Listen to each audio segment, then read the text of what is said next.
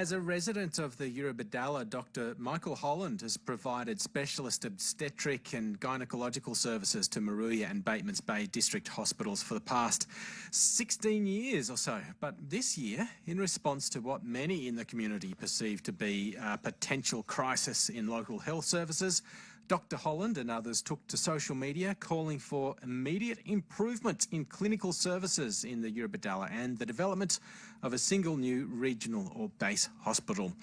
And this week, the call is being strengthened with a community petition. Dr Michael Holland, good morning. Good morning, Simon. How are you? I'm very well. Some developments since we last spoke and gathering momentum. Tell us about the petition. Well, the petition was started just over 2 weeks ago. It was circulated to nearly 100 businesses and individuals from both ends of the Shire, from north of Batemans Bay to south of Narooma.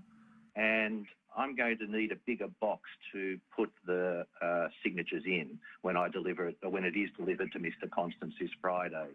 There are going to be thousands of signatures on that. How many signatures have you gathered so far?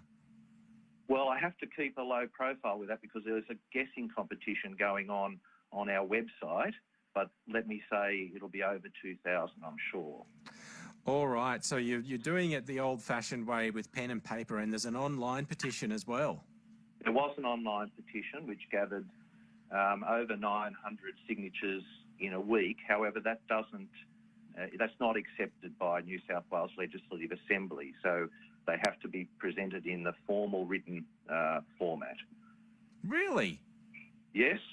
Yeah. Paradoxically, the petition that petitioned for the banning of plastic bags collected over 100,000 signatures, but for an environmental petition, they had to print 4,000 pieces of paper. So that wasn't good for the trees. Wow, someone needs to submit a petition about petitions, perhaps. Perhaps you can do that, Simon. Okay. So what is going to happen to this petition? You mentioned plans to present it to the member for Bega. So it'll be delivered to Mr Constance's office in Bega this Friday, following which, with the mandate of the number of people that are signatories to this, I will approach, I have a long list of state and federal members, ministers, shadow ministers, opposition candidates, and also members of the ACT Legislative Assembly that I will approach to keep the movement going to attaining our immediate improvement and also the long-term development of a single hospital. And why the focus on the ACT Legislative Assembly? Well, that's where the majority of our patients are transferred. So it's a burden on the ACT health system. So that's for emergency situations, and there are 100 people a month that are transferred either by road ambulance, air ambulance or helicopter, the majority of whom end up in the ACT. And when our population triples in the holiday period, the majority of those people, I think, are from the ACT. So when they slip on the rocks or have a near drowning or get severely sunburnt, they end up in our hospitals. What kind of support are you hoping for from the Eurobodalla Shire Council? Well, I've asked there's a submission being presented today at their public forum, and I've asked the council to support the two measures that are on our petition of the immediate improvement in our services and the support for a single new regional hospital. And the Shire Council's role in health is primarily to advocate for these services with representation to the state and federal government. So how long is the game you're playing, Dr Holland? A petition, is it early days? Well, a petition of this size has to generate a response from the minister within 35 days. That may be a positive response or a negative response, but we need a response. If there is a positive response, which we expect there will be, the next step of the development of the health service would be developing a master plan. Then that flows on to a business plan, and that then develops into site examination, acquisition, construction, recruiting. It's a 10-year plan for all that, at least. And I'll be retired by then. But half of our petition is the immediate improvement in what we've got.